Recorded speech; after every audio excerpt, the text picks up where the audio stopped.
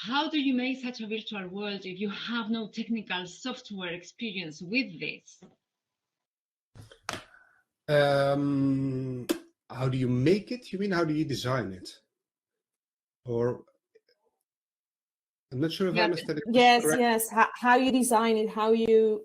I mean, well, how do you start it with it? How do you start? Yeah, okay. How do you start? How do you design it? How? How? Okay. How? Well, first, I like technology, but I did not make any of this myself. That is, I designed the tasks, but I did not go into the code and trying to program a world or dragging around items or something like that. We were lucky. We had, of course, our partner Nick Zwart, who was doing all of this. What you have to understand as a teacher is you have to think in possibilities what a world like that can offer.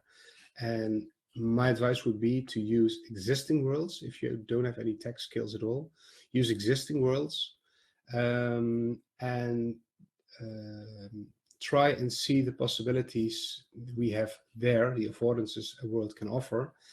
And then, well, later on you can maybe adjust some things, but don't start in designing a whole world. I mean, that would take too much time, and frankly, it's not a task of a teacher to do that. Yeah, and if I may add, Bart, these words, these were developed in previous projects that we have coming out, like Tila and Tekola, and Nick Zwart was our virtual worlds expert. Yeah, so we had like a Spanish village, Valencia village, no town, sorry.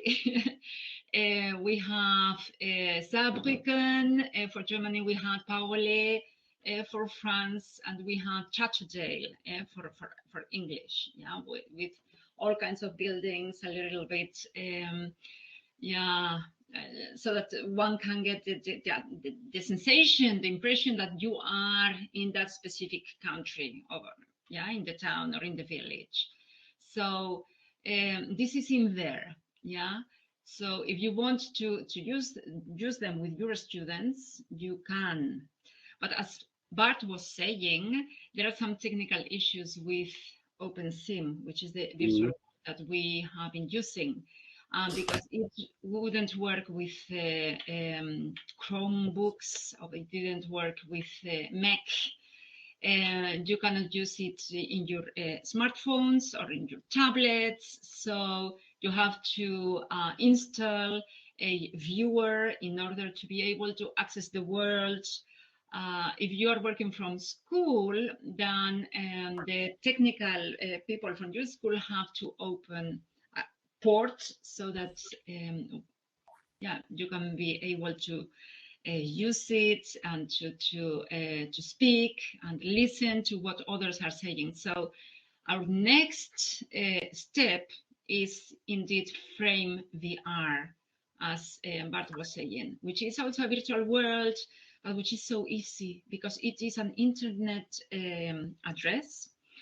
Okay, and you have everything. You have the avatar, and you can speak, and you can do more things than what you could originally do in OpenSim. So we are working on that, and we have 4 different villages, and we will be seeing that later on in the next steps. That we will be organizing workshops for December. So if you are interested in knowing more about virtual worlds, Frame VR, then you should be there when we organize this workshop, which won't be here in Big Blue Button, but probably you will be invited to join us in Frame VR in that virtual world, and you yourself will be an avatar. Perfect, thank you. Yes, okay. And there was a question by Annika. How many lessons did you spend on the project in total? We had 3 lessons per week. The project lasted 6 weeks, so that was 18 lessons we dedicated to the project itself. Then, of course, we had a little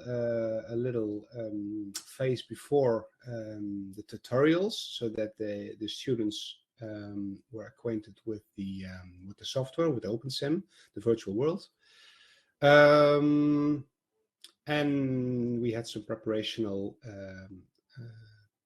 sessions, me and Miri, but those were outside of school. So in lessons, approximately 20, and then some time around it that me and Miri sat together and designed and coordinated the whole thing. Mm-hmm.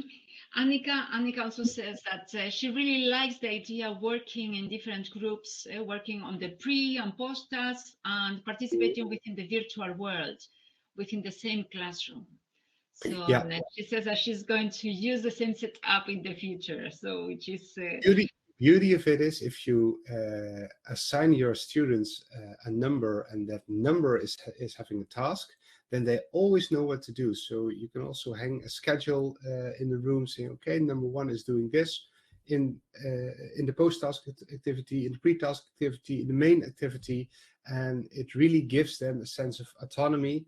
Of course, they have to carry out a task, but they have to say well, they can work on their own pace. They can help each other. I mean, they're not reliant on you telling them what to do and then they're going to start it. So yeah, I was very satisfied with my with my setup. Yeah.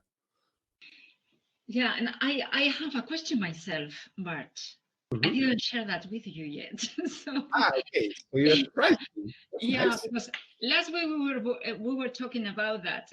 How often should you organize such exchanges? And well, in your case and in Miri's case, Mm-hmm.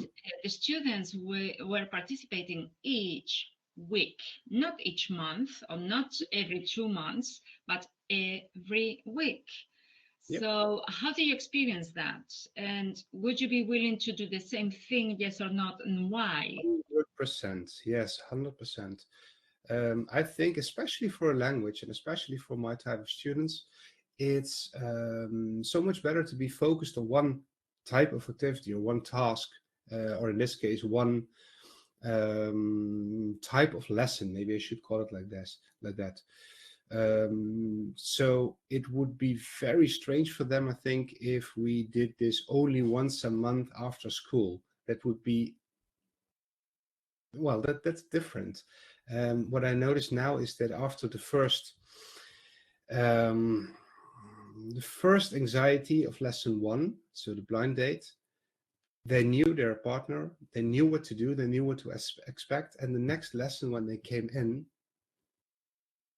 they were not uncertain anymore, and they were not surprised by what was going to happen. They knew it was going to happen. So they easily lowered their anxiety and just did it. It's, I wouldn't say it's magical, but it was a process that was, I think, not going to happen if I only did it once a month, because then the shy students could still hide. Now they can't hide. They were in the process. Okay, yes, thank you. Any more questions? Do you have any more questions to Bart?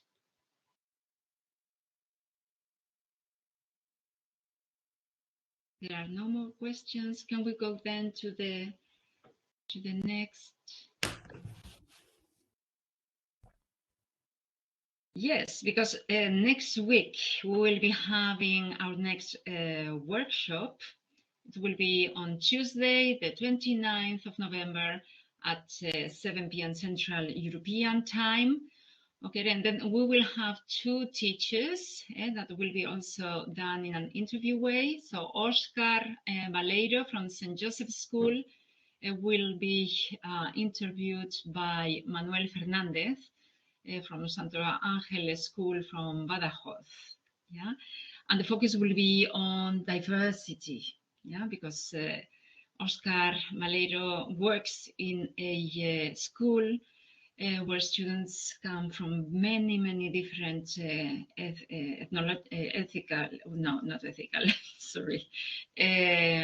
different cultural backgrounds. Okay, so that will be on the 29th of November.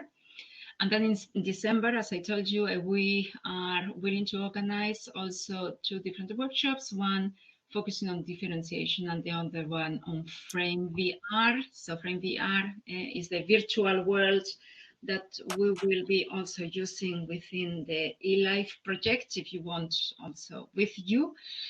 Okay, so don't miss them.